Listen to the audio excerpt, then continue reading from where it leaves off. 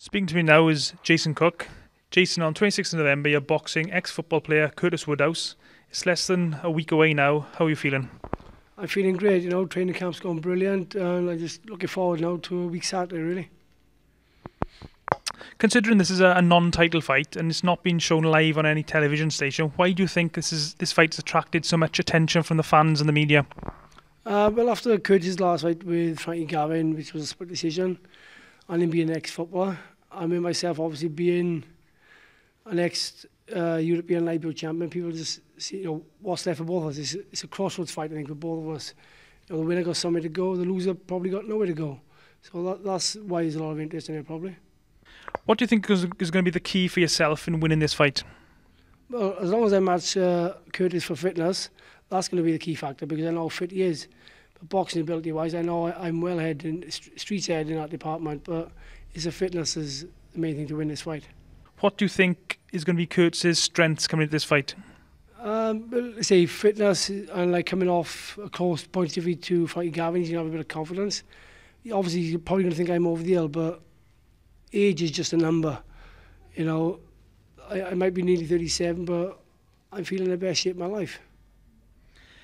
Going into this fight, have you done anything different from your previous fights? No, not really.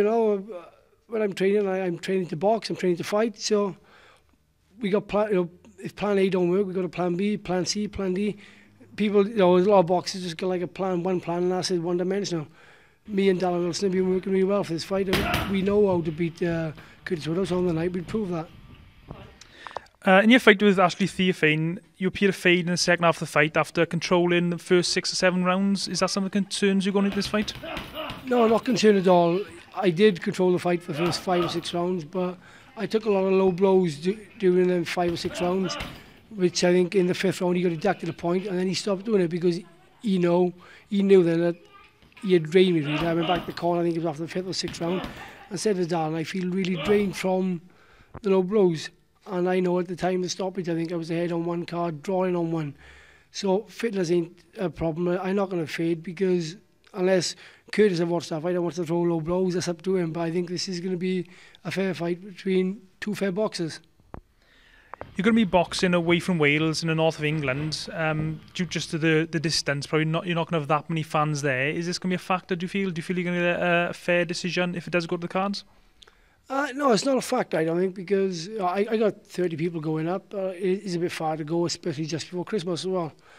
But people have got to remember I've been to Italy with no fans whatsoever, and I had no chance whatsoever and come back as a European champion. Travelling don't worry me. I went to Canada, I won a silver medal as an amateur.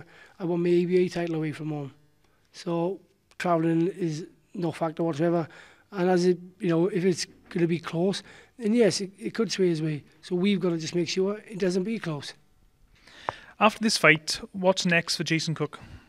Well, like I say, I'm just taking one fight at a time. I don't like to predict, but hopefully this will go well and put me back in amongst the title mix. And maybe, who knows, maybe there's another prize fight around the corner I'd like to have another little go at, because now I'd be more adapted to it. Like when I fought it in December 2009, I'd only just made my comeback. So now I'd be ready for it, and it'd be nice to win a nice 32 grand, You've had a real roller coaster career, Jason. There's some real high points and some low points. What's been the high point of your career? The high point has probably got to be winning the European title. I know I was IBO world champion, which was a great honour in itself, but winning the European title on a week's notice, fighting the WBO number 2 and annihilating him the way I did, that's got to be the high factor.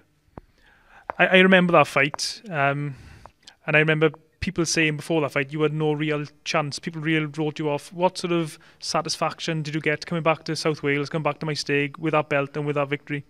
When I come home, I was just, it hadn't sunk in. It sunk in about 2 days after I come home. I just went out, I had like a Smirnoff Ice with the lads, and it was just 2 drinks and go back home because it hadn't sunk in. I still couldn't believe it. I'd also won that fight for a very good amateur boxer who died 3 years previously, very young, and it was a satisfaction, and it wiped a smile off quite a lot of people because I had no chance. I think the main headline of the boxing was Mission Impossible. I was 11-1, so it would be nice if a few people had a few grand on me. And that's your high point. What's been your low point of your career? Low point of my career is probably never winning the British title. I've had 2 attempts at it. I was unlucky with the draw against Lenny Dawes, which also came a bit too soon after my comeback. And as we know with CFA what happened, and I dominated the first half of the fight, and the low blows took its toll. And also I lost 2 years early on in my career for a silly, stupid mistake I made by going to prison. But that's the past, and I made up for it since then. But that's probably the lowest point in my career. For the last few years, you seem to be training more dedication and determination than you did in perhaps your late 20s. Why is that? I'm more dedicated now. Like when I was European lightweight champion, I think I'd play football a week before playing, and I was with my old trainer, who was a good trainer, Brian. But we were doing a bit of old-fashioned methods.